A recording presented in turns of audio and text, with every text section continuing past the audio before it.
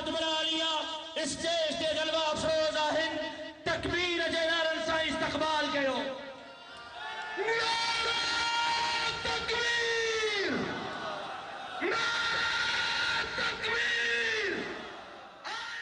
یہ الائنس اپنی جگہ پر، لیکن پیپلز پارٹی کے خلاف علم JUI کے مقامی نمائندگان نے بھی اٹھایا ہوا ہے.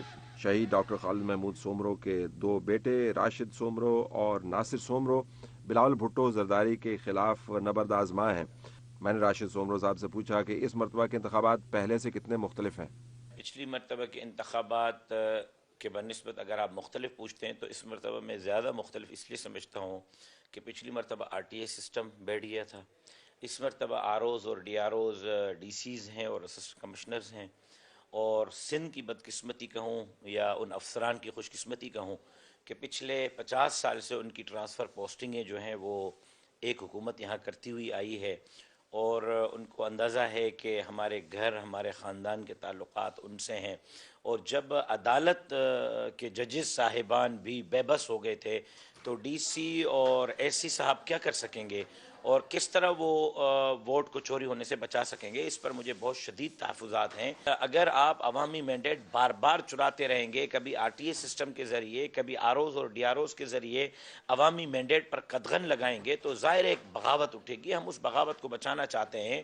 سندھ کا حال آپ دیکھ رہے ہیں، یہ لاڑکانہ وہی ہے جس کو بلاول صاحب لاہور کو بھی اسی طرح بنانا چاہتے ہیں. آپ ذرا یہاں کے ہاسپٹلس کا چکر لگا لیں، یہاں کے اسکولز کے چکر لگا، آپ کو اندازہ ہو جائے گا کہ کیا حال ہے اور کیا حشر ہے سندھ کا. یہ فرمائیے گا کہ بلدیات ان کے پاس ہیں، اس کا کتنا فرق پڑے گا؟ پڑ رہا ہے. بلدیات کے فنڈز دھڑا دھڑ استعمال ہو رہے ہیں.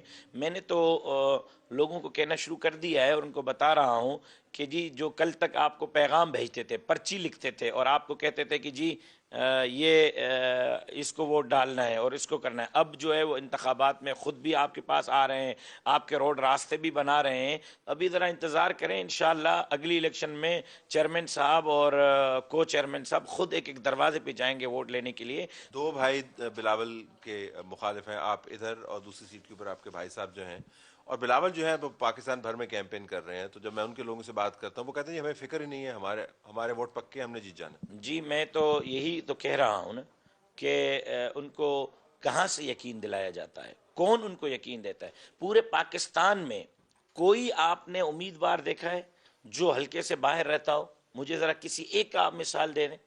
لیکن ماشاءاللہ سے ہمارے اس حلقے کے امیدوار صاحب ہیں کہ حلقے میں نہ پچھلی مرتبہ نظر آئے نہ اب نظر آئے، اور 1 لاکھ کے ٹارگیٹ سے جو ہے وہ 2 دن کے نتیجے روکنے کے بعد جیتے ہیں نا. کیوں بلوچستان کے پہاڑی علاقوں کے نتائج آ جاتے ہیں، خیبر پختونخوا کے نتائج آ جاتے ہیں جہاں وار چل رہی ہے، دہشت گردوں کے تھریٹ سے وہاں سے نتائج، اور شہر کے نتائج 2 دن کے بعد کیوں آتے ہیں؟ شہر کے پولنگ اسٹیشنز 2 دن تک کہاں ہوتی ہیں، کہاں غائب ہو جاتی ہیں.